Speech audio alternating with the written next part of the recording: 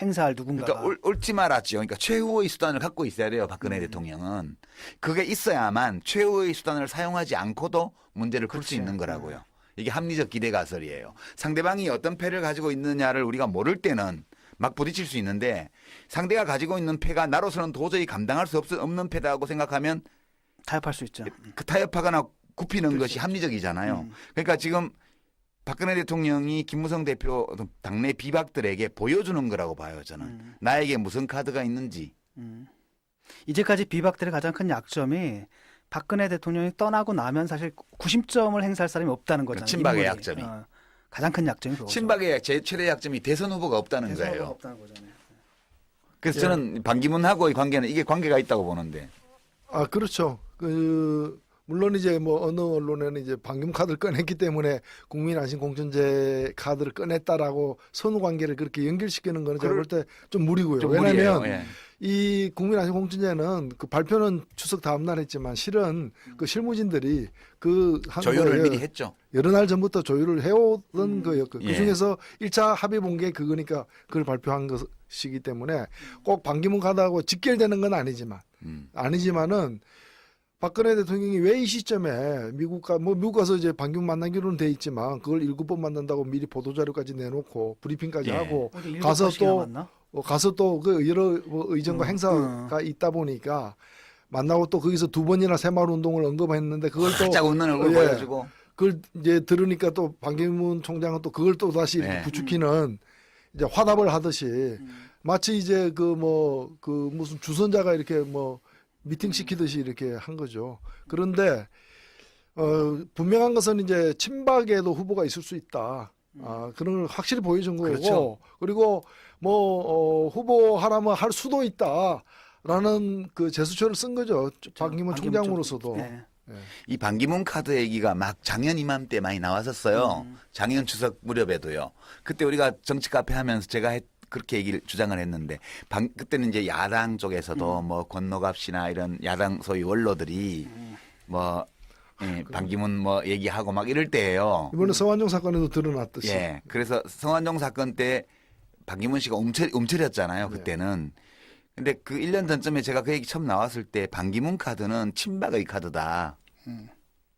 반기문을 필요로 하는 정치 세력은 친박밖에 없다. 왜? 친박에 대권 후보가 없기 때문에. 이제 그렇게 얘기를 했고 반기문 카드가 계속 물밑에서 이렇게 만지작 하는 세력은 다 친박의 기획이다. 그거는. 별 근거 없이 얘기하는 것처럼 제가 말씀을 드렸는데 그게 이 문제예요. 결국은. 이제 김무성 대표나 당내 비박들이 대통령의 공천권을 인정을 아예 안 하거나 또는 인정하더라도 극소수만 인정을 하고. 그런데 이번에 대구 방문 수행했던 비서관 그 뭐 십상시 중에 하나 예. 또는 뭐 3인방 중에 하나를 대구에 뭐 남구나 뭐 중남구나 공천해주라 했는데 안 하잖아요. 그러면 박근혜 대통령이 이걸 제압할 수 있는 수단이 뭐 있냐는 거예요. 제가 볼 땐 2가지가 있어요. 하나는 둘 다 협박인데 하나는 비박계 의원들의 개인 비리를 가지고 조이는 방법이 있어요. 위협을 가했어요. 그렇게 해서 이제 말을 듣게 하는 방식이 있고 이걸로는 근데 몇 사람을 하겠어요? 이걸로는 한계가 있는 거라고. 그러면 그다음이 대통령의 탈당이에요. 네 혼자 해봐. 니들끼리 해봐.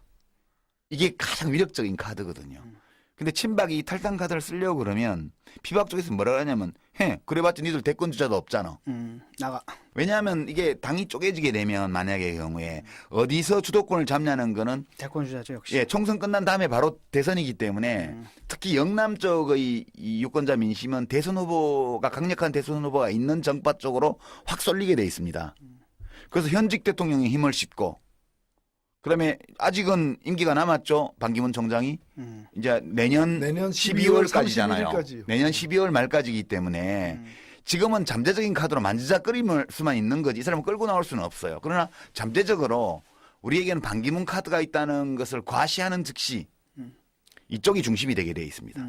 그럼 만약 김무성 씨나 비박 입장에서는 현직 대통령 탈당하고 그다음에 탈당한 현직 대통령을 추종하는 세력이 신당을 만들고 거기에 반기문 카드가 잠재적으로 얹혀져 있고 이 그림이면 다음 총선에서 감당할 수 없다고 보는 거예요. 그래서 말을 들을 거라는 겁니다. 그래서 저는 이 시점에서 유엔 총회에 가서 반기문 씨하고 그 모습을 연출한 거는 지금 타이밍에 이것을 보여줘야 된다는 필요성 때문에 박근혜 대통령이 그렇게 했다고 보는 거고요. 반기문 씨가 맞장구를 쳐준 이유는 뭘까? 생각이 있다는 뜻이에요. 관심 있죠. 당연하죠. 음. 예. 이분이 계속 발을 빼면서도 안 나간다는 말을 한 번도 안 했어요. 네. 그래서 서로가 서로에게 필요하다고 본 거죠. 그렇죠. 이번에. 이 반기문 씨가 야당에서는 정치를 할 수 없다고 제가 말씀을 드렸는데 그건 왜 그러냐면 별로 필요치가 않아요.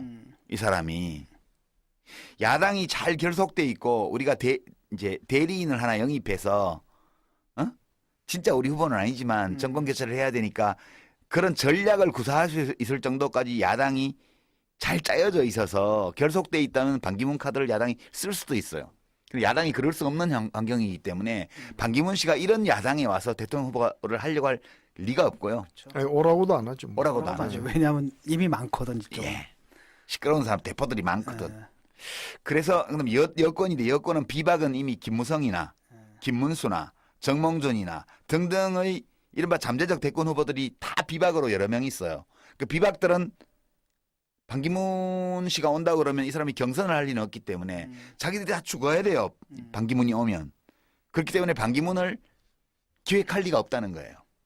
그러니까 유일하게 반기문을 잡을 필요성이 있고 잡을 능력이 있는 데가 친박이라고요. 박근혜 대통령.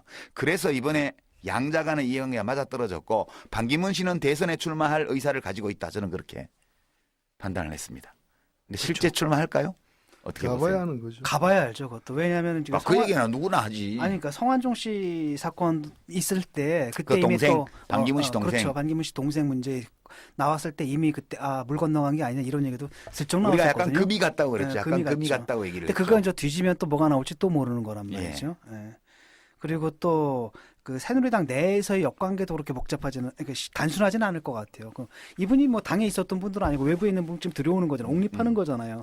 그러니까 당내에서의 어떤 그 지지 세력이라든지 이런 것들 물 친박이 밀어준다고는 하나 사실 친박 전체가 새누리당에서는 이렇게 다수파도 아니거니와 그런 측면 또 있죠. 그래서 쉽지는 않을 거다. 노 대표님 생각에는 어떤 경우에 반기문 씨가 실제 출마할 수 있을 것 같아요? 제가 볼 때는 뭐 이제 예를 들면 김무성 대표 같은 경우에도 그 지금 지지율 1위인 것은 현직 대표기 때문에 그렇죠. 그래요. 예. 만일에 총선에 패배하고 이렇게 대표직에서 물러나고 이런 식으로 되면 대선 후보로서의 지위도 굉장히 이렇게 강등이 될 거라고요. 예, 반기문 총장 같은 경우에도 보면 좀 신기한 게 그 사람 정치 철학을 아는 국민은 아무도 없어요. 예. 아무도 없습니다. 본인도 아는지는 잘 모르겠는데. 정치 철학이 있는지 없는지도 몰라요. 예, 그러니까. 그런데도 불구하고 높은 지지율이 나오는 것은 대선 후보로서의 어떤 검증의 결과라기보다는 현재 있는 사람들이 마음에 안 들고 그리고 뭔가 이렇게 좀 신성하고 깨끗하고 높은 또 명예로운 자리에 있기 때문에 이제 그 후광의 측면도 많기 때문에 막상 그 유엔 사무총장을 임기를 끝내고 이제 정치 현실로 이렇게 돌아오게 되면은 그때 평가는 사뭇 달라질 가능성도 꽤 있다고 봅니다. 예. 저는 그렇기 때문에 아직 뭐 시간이 남았기 때문에 더 두고 봐야 한다는 뜻만이 아니라 실제로 현실적인 어떤 진짜 후보, 레알 후보가 될 때의 평가는 그렇죠. 완전히 달라질 지금은 이제 아우라를 뒤집어 쓰고 있는 상태죠. 있고 현실을. 그런 상태에서 거품이 꺼진 뒤에도 본인이 그런 상태에서라도 뭐 자신이 또 모든 걸 다 걸고 후보가 되려고 할 것인가도 의문이고. 자, 이제 한 10년 전으로 가면 서울시장 국무총리를 지냈던 고건 현상이 있었죠. 네. 고건 씨의 지지율과 이 반기문 씨의 지지율이 비슷한 수준이에요. 그냥 개인인데 쭉 늘어놓고 여야 후보들과 이제 예비 후보들과 같이 조사를 하면 많이 나오는 조사는 30%대 나오고 적게 나오면 20%대 나오고 그 수준이란 말이에요. 근데 결국은 이제 이 김무성 씨가 이렇게 대통령한테 무시당하는 거는 개인 지지가 아니어서 그래요. 노 대표님 말씀하신 것처럼 김무성 대표의 대선 후보 지지율은 여당의 대표라는 데서 나오는 게 압도적이에요. 개인적으로 그 개인이 가지고 있는 정치적 자산이 아니에요. 거기에 비하면 반기문 씨의 지지율은 이유가 어떻든 합리적이든 아니든 그 개인의 거거든요. 그렇죠. 그래서 대선 후보로서는 훨씬 더 반기문 씨가 강력해요. 그 김무성 씨보다는. 김무성 대표는 이러한 개인의 정치적 자산을 개인적으로 내 거라고 말할 수 있는 정치적 자산이 없기 때문에 박근혜 대통령한테 무시를 당하는 거거든. 청와대 수석 취급도 제대로 못 받잖아요. 그래서 저는 반기문 씨가 대선에 출마한다면 두 경우 중에 하나일 거라고 봐요. 하나는 새누리당 대선 후보들이 모두 다 아웃돼 버려가지고 어떤 이유에 의해서건 새누리당이 통째로 반기문 씨를 영입해서 친박친이 가릴 친박친이 가릴 거 없이 전부 다 해서 어서 오십시오. 저희는 다 경선을 포기하고 그냥 옹립하겠습니다. 그러니까 내년에 총선에서 지는 거야 새누리당이. 예, 뭐 그거 포함해가지고 그러면은 이제 지지율이 엄청 떨어져가지고 김무성이 누군가 칼도 아닌 거지. 구세주가 필요한 상황. 그런 경우 정도 되면 모를까 당 지지율이 야당 제1야당보다 거의 2배 가까이 또는 150% 이상 유지되는 이런 조건에서는 그런 일이 잘 안 생길 거라고 봐요. 그렇죠. 두 번째 경우는 새누리당이 분당되는 경우예요. 친박당과 비박당으로요. 이 경우에 친박당은 반기문 씨가 그냥 와서 대통령 후보가 되는 게 식은 죽 먹기입니다. 이거. 그렇죠. 그러니까 현실적으로는 이 새누리당이 분당될 가능성이 얼마나 있는지 이제 계량할 수가 없지만 실제로 분당이 된다면 반기문 씨는 그냥 친박당에 박근혜 당에 그냥 후보로 얹혀오는 거예요. 그냥 이거는. 여기는 경선이 필요 없습니다. 그래서 만약 실제로 출마를 한다면 이 두 번째 시나리오가 현실화되었을 때 확률이 낮긴 하지만 그럴 때 반기문 씨의 출마 가능성은 되게 높다 저는 그렇게 생각을 합니다. 야당으로 나올 가능성은 없고요. 독자적으로 창당할 가능성은 없고요. 그렇죠. 예. 할 수 있는 시간도 없고. 새누리당이 비상한 상황에 처해서 친박 비박 가릴 것 없이 반기문을 옹립하는 조건 5월 동조를 해야 될 상황에. 예. 또는 친박 비박으로 당이 분당되어서 경선 없는 친박당의 후보로서 나갈 경우 이 두 경우를 제외하고는 반기문 씨가 대선에 나올 가능성은 없다고 봐요. 그거 저는. 쉽지 않네. 쉽지가 않아요.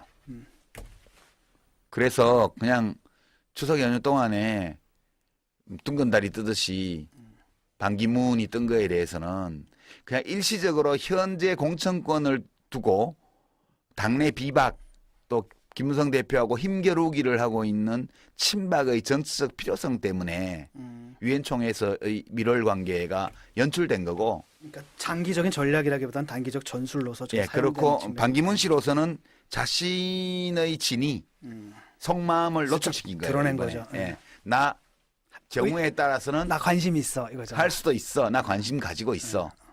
예.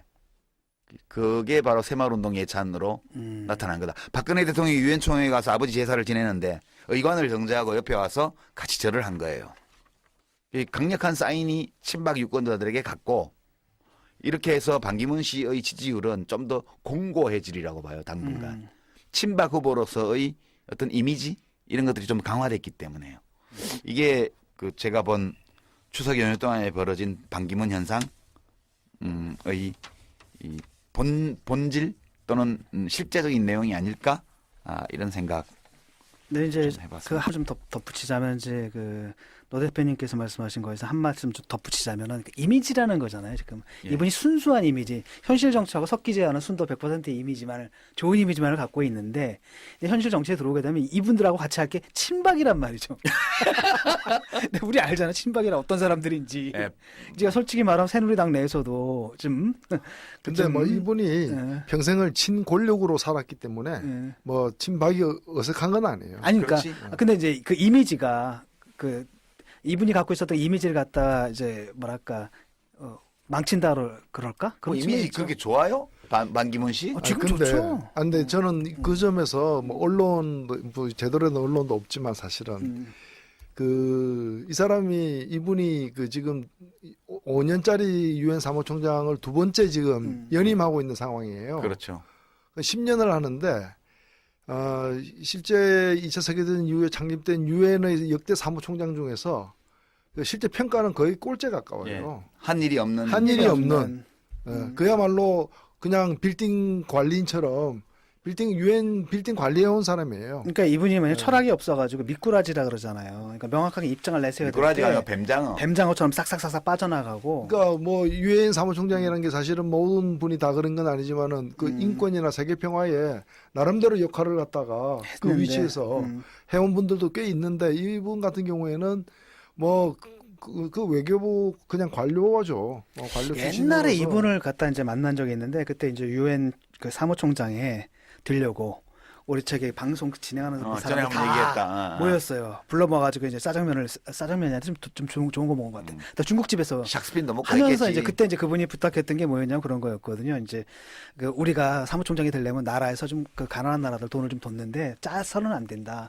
근데 우리가 지금 정부에서 노무현 대통령이 의사가 있다. ODA. 그다음에 다 여러 나라 돌아다니면서 네, 공적 개발 원조. 다 돌아다니면서 그 국가 정상들 만나면서 협조를 갖다 지원할 거고 그런 의사가 있는데 혹시 뭐 우리도 먹고 살기 힘든데 왜 돕냐 이런 얘기가 나오면은 그 여러분들이 좀 알아서 좀 잘 좀 해달라 뭐 이런 거 좀 부탁하려고 만든 자리였거든요. 근데 그때 얘기를 들었던 게 뭐냐면 외교의 원칙이야. 이분이 뭐라 그랬냐면 외교의 기본 원칙이 뭐냐면 절대 상대방한테 내가 적이다라는 인식을 주면 안 되는 거야. 무조건 적을 만들어서는 안 되고 어떤 입장이든 간에 내 진위를 상대방이 알게 해서는 안 된다 이런 식으로. 근데 이번엔 얘기하더라고요. 들켰어. 예. 이번에 슬쩍 드러낸 거죠. 이분이 그 지난 한 8년 이상 이제 재임하는 기간에 유일하게 잘한 거는 딱 한마디밖에 없어요. 그 중국 전성절 기념 행사에 참여한 걸 가지고 북한에서 평양 정권에서 일본에서 일본에서 이제 불편한 심기를. 그 유엔 사무총장이 왜 중립을 안 지키냐니까 유엔은 중립을 지키는 기구가 아니라 유엔 사무총장은 평화를 지키는. 공정 평화를. 맞아. 공정을 지키는 자리다.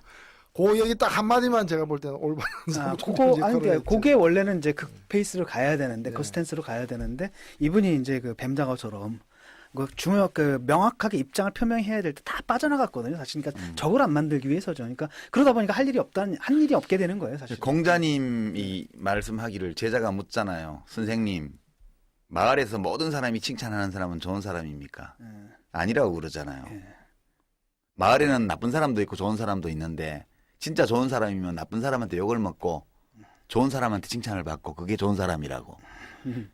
그죠? 그러니까 이 마을의 모든 사람이 나쁘게 얘기하면 그 사람 좋은 사람 아니에요.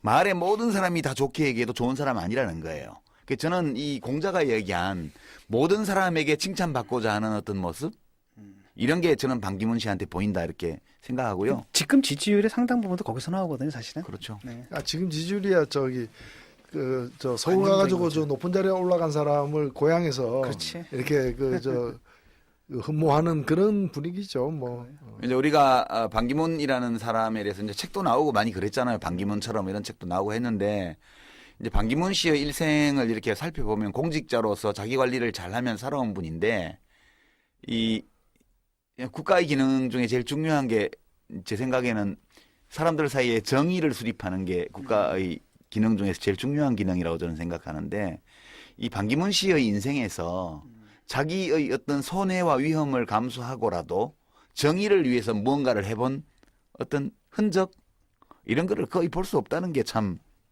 좀 그래요 저는. 그래서 유엔 사무총장 되는 과정도 그 삼성 엑스파일 때문에 유엔 사무총장 된 거 아닙니까? 그 때문에 주미대사가 날아가는 바람에 예, 홍석현 씨가 이제 유엔 사무총장 이제 홍석현 씨의 주미대사 주미 한국대사 기용을 두고도 말이 많았죠.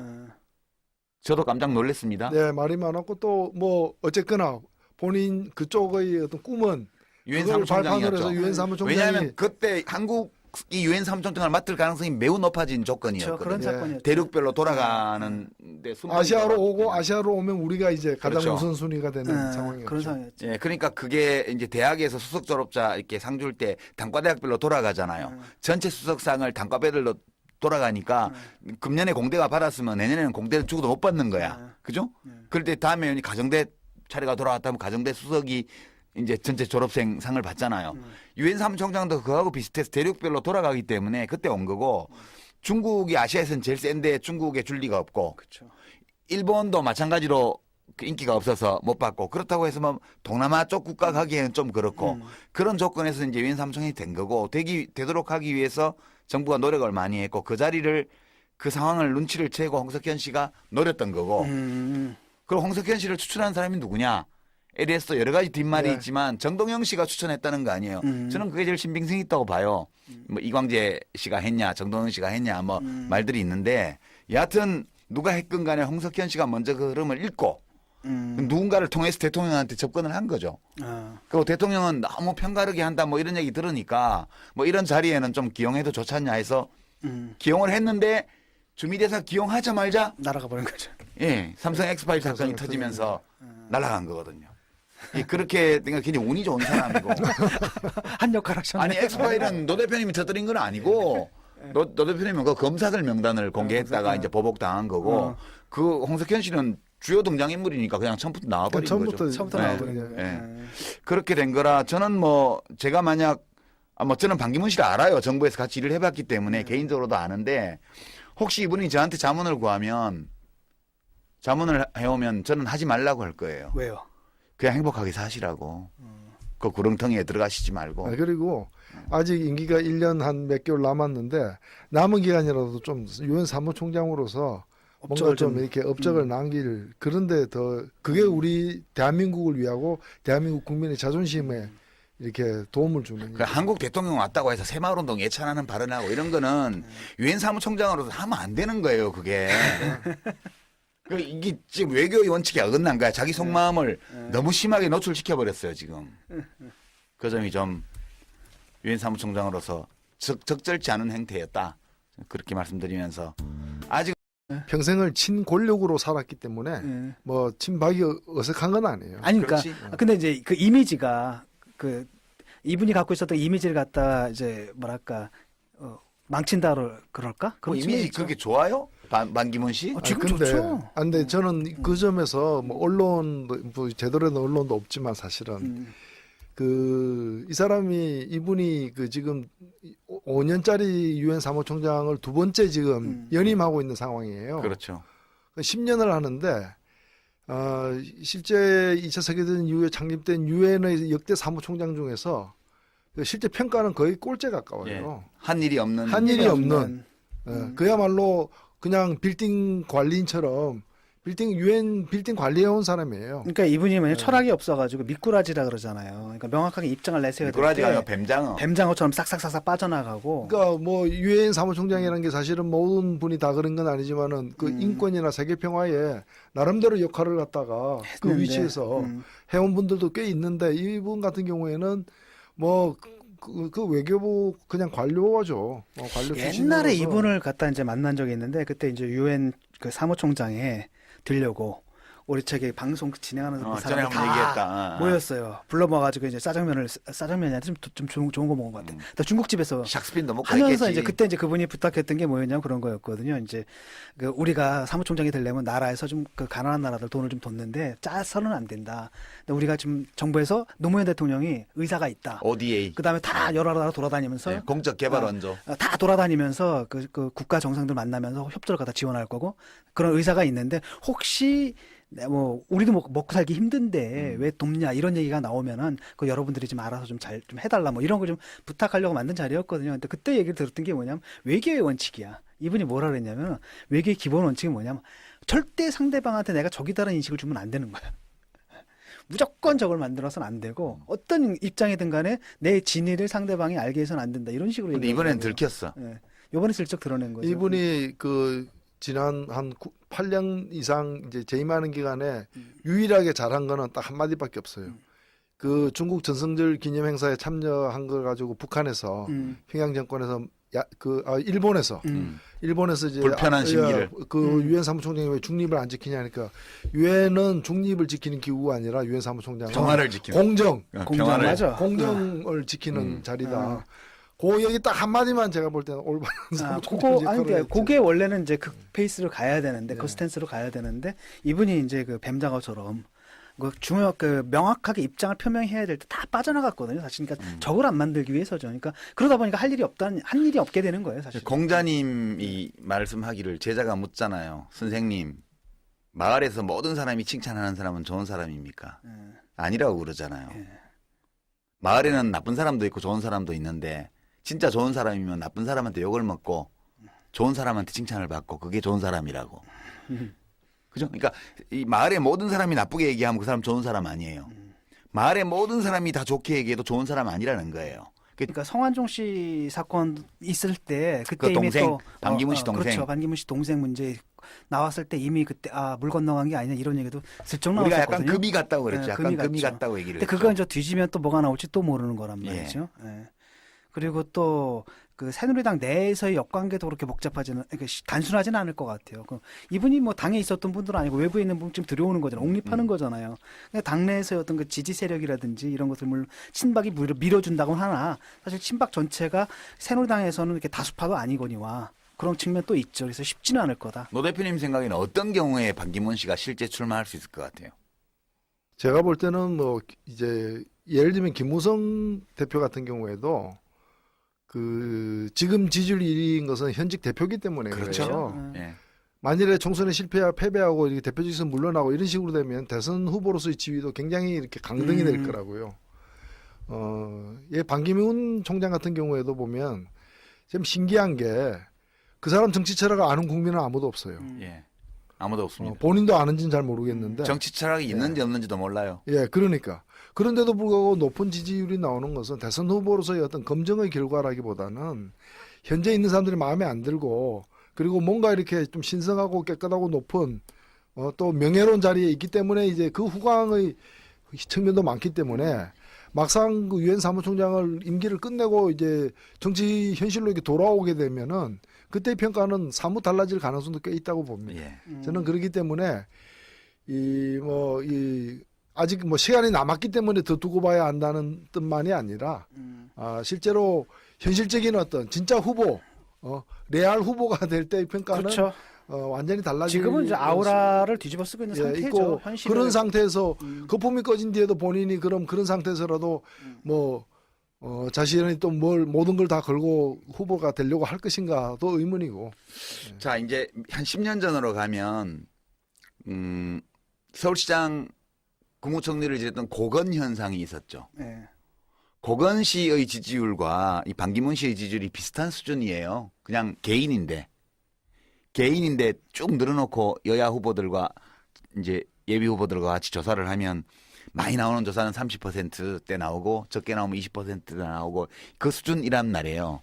근데 결국은 이제 이 김무성 씨가 이렇게 대통령한테 무시당하는 거는 개인 지지가 아니어서 그래요. 노 대표님 말씀하신 것처럼 김무성 대표의 대선 후보 지지율은 여당의 대표라는 데서 나오는 게 압도적이에요. 개인적으로 그 개인이 가지고 있는 정치적 자산이 아니에요.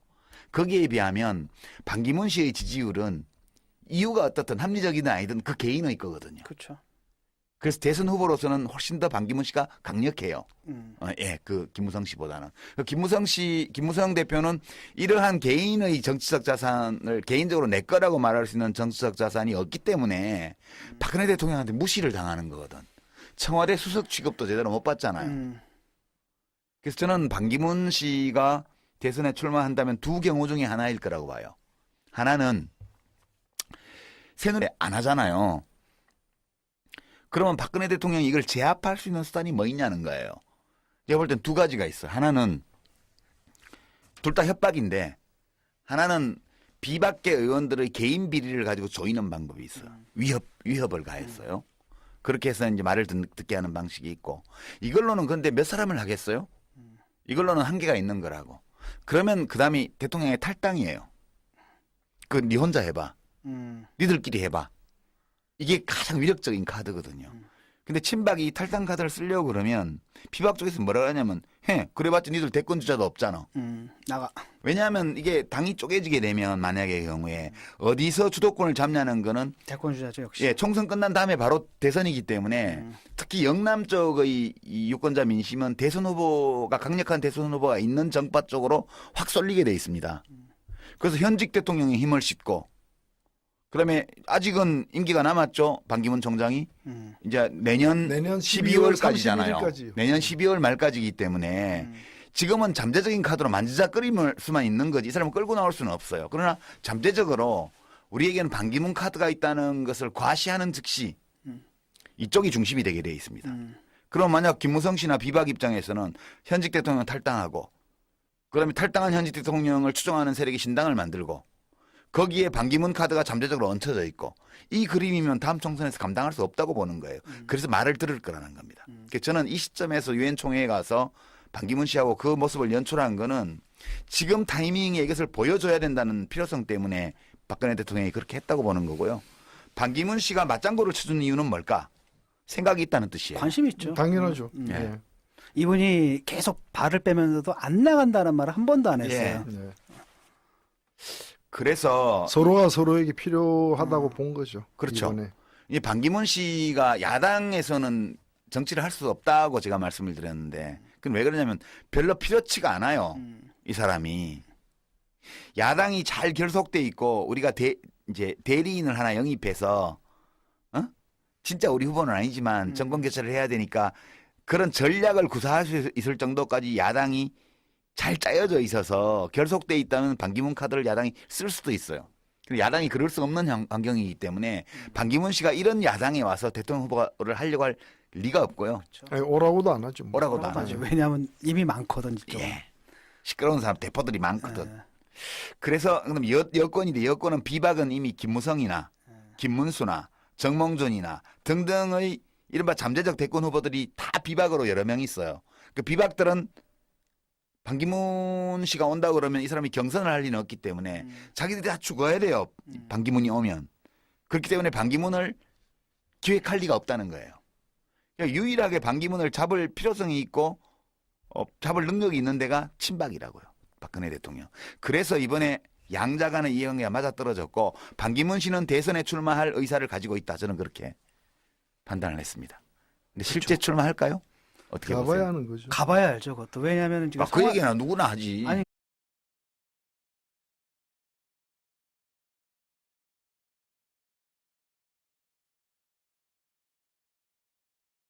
행사할 누군가가. 그러니까 옳지 말았죠. 그러니까 최후의 수단을 갖고 있어야 돼요. 박근혜 대통령은. 그게 있어야만 최후의 수단을 사용하지 않고도 문제를 풀 수 그렇지. 있는 거라고요. 이게 합리적 기대 가설이에요. 상대방이 어떤 패를 가지고 있느냐를 우리가 모를 때는 막 부딪힐 수 있는데 상대가 가지고 있는 패가 나로서는 도저히 감당할 수 없는 패다고 생각하면 타협할 수 있죠. 그 타협하거나 굽히는 것이 합리적이잖아요. 그러니까 지금 박근혜 대통령이 김무성 대표 당내 비박들에게 보여주는 거라고 봐요. 저는. 나에게 무슨 카드가 있는지. 이제까지 비박들의 가장 큰 약점이 박근혜 대통령이 떠나고 나면 사실 구심점을 행사할 사람이 없다는 거잖아요. 친박의 인물이. 약점이. 가장 큰 약점이 그거죠. 친박의 제 최대 약점이 대선 후보가 없다는 대선 후보가 거예요. 없다는 거잖아요. 그래서 예. 저는 반기문하고의 관계는 이게 관계가 있다고 보는데. 아, 그렇죠. 물론 이제 뭐 어느 언론에는 이제 방금 카드를 꺼냈기 때문에 국민안심 공천제 카드를 꺼냈다라고 선후 관계를 그렇게 연결시키는 거는 제가 볼 때 좀 무리고요. 좀 왜냐하면 무리예요. 예. 이 국민안심 공천제는 그 발표는 추석 다음 날 했지만 실은 그 실무진들이 조율을 미리 했죠. 여러 날 전부터 조율을 해오던 거였고 예. 그 중에서 1차 합의 본 게 그거니까 그걸 발표한 것이기 때문에 꼭 반기문 카드하고 직결되는 건 아니지만은 박근혜 대통령이 왜 이 시점에 미국 가서 이제 반기문 만나기로는 돼 있지만 그걸 7번 만난다고 미리 보도 자료까지 내놓고 브리핑까지 예. 하고 어디 가서 7번씩이나 또 만나? 가서 또 그 여러 뭐 의전과 행사가 있다 보니까 만나고 또 거기서 2번이나 새마을 운동을 언급했는데 그걸 또 살짝 웃는 얼굴 예. 보여주고. 그걸 이제 들으니까 또 반기문 총장은 또 그걸 또 다시 이렇게 네. 부추기는 이제 화답을 하듯이 마치 이제 그 무슨 주선자가 이렇게 뭐 미팅 시키듯이 이렇게 한 거죠. 그런데 분명한 것은 이제 친박에도 후보가 있을 수 있다. 그런 걸 확실히 보여준 거고 그렇죠. 그리고 후보 하라면 할 수도 있다라는 그 제스처를 쓴 거죠. 반기문 총장으로서도. 네. 이 반기문 카드 얘기가 막 작년 이맘때 많이 나왔었어요. 작년 추석 무렵에도요. 그때 우리가 정치 카페 하면서 제가 그렇게 얘기를 주장을 했는데 그때는 이제 야당 쪽에서도 뭐 권노갑 씨나 이런 야당 소위 원로들이 뭐 반기문 뭐 얘기하고 막 이럴 때예요. 이번에 성완종 사건에도 드러났듯이. 예. 그래서 성완종 사건 때 반기문 씨가 움츠렸잖아요. 그때는. 근데 그 1년 전쯤에 제가 그 얘기 처음 나왔을 때 반기문 카드는 친박의 카드다. 반기문을 필요로 하는 정치 세력은 친박밖에 없다. 왜? 친박에 대권 후보가 없기 때문에. 이제 그렇게 얘기를 했고 반기문 카드가 계속 물밑에서 이렇게 만지작 하는 세력은 다 친박의 기획이다. 그거는. 별 근거 없이 얘기하는 것처럼 제가 말씀을 드렸는데 그게 이 문제예요. 결국은. 이제 김무성 대표나 당내 비박들이 대통령의 공천권을 인정을 아예 안 하거나 또는 인정하더라도 극소수만 인정을 하고 그런데 이번에 대구 방문 수행했던 비서관 그 뭐 십상시 중에 하나 예. 또는 뭐 3인방 중에 하나를 대구에 어디 남구나 뭐 중남구나 공천해 주라 했는데 당 대선 후보들이 모두 다 아웃돼 버려 가지고 어떤 이유에 의해서건 새누리당이 통째로 반기문 씨를 영입해서 친박친이 가릴 친박친이 가릴 거 없이 전부 다 해서 어서 오십시오. 저희는 다 경선을 포기하고 그냥 옹립하겠습니다. 그러니까 내년에 총선에서 지는 거야 새누리당이.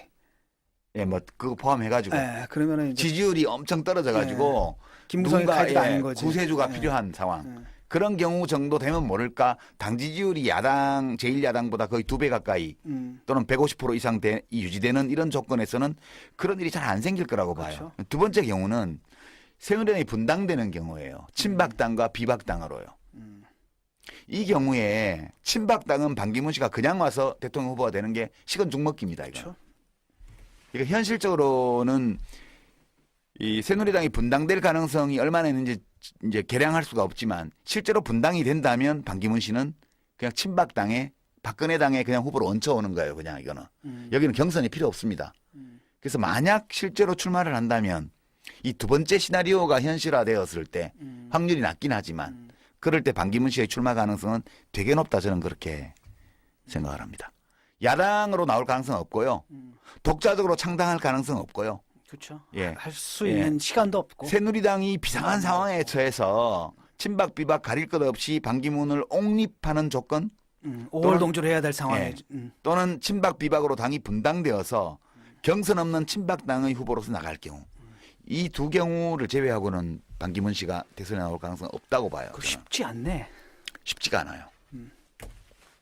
그래서 그냥 추석 연휴 동안에 둥근 다리 뜨듯이 반기문이 뜬 거에 대해서는 그냥 일시적으로 현재 공천권을 두고 당내 비박 또 김무성 대표하고 힘겨루기를 하고 있는 친박의 정치적 필요성 때문에 유엔총회에서의 밀월 관계가 연출된 거고 그러니까 장기적인 전략이라기보다는 단기적 전술로서 좀 예, 사용되는 그렇고 측면이 반기문 씨로서는 자신의 진이 속마음을 노출시킨 거예요. 드러낸 이번에. 거죠. 예. 나 경우에 따라서는 나 관심 있어 이거죠. 할 수도 있어. 나 관심 가지고 있어. 예. 그게 바로 새마을운동 예찬으로 나타난 거다. 박근혜 대통령이 유엔총회에 가서 아버지 제사를 지내는데 의관을 정제하고 옆에 와서 같이 절을 한 거예요. 이 강력한 사인이 친박 유권자들에게 갔고 이렇게 해서 반기문 씨의 지지율은 좀 더 공고해지리라고 봐요. 당분간. 친박 후보로서의 어떤 이미지 이런 것들이 좀 강화됐기 때문에요. 이게 그 제가 본 추석 연휴 동안에 벌어진 반기문 현상의 이 본질 또는 실제적인 내용이 아닐까 이런 생각. 네, 이제 좀 해봤습니다. 그 한 좀 덧붙이자면 이제 그 노 대표님께서 말씀하신 거에서 한 말씀 좀 덧붙이자면은 그 이미지라는 거잖아요. 지금 예. 이분이 순수한 이미지, 현실 정치하고 섞이지 않은 순도 100%의 이미지만을 좋은 이미지만을 갖고 있는데 이제 현실 정치에 들어오게 되면 이분들하고 같이 할 게 친박이란 말이죠. 근데 우리 알잖아 친박이란 어떤 사람들인지. 예. 제가 솔직히 말하면 새누리당 내에서도 좀 근데 뭐 좀 이분이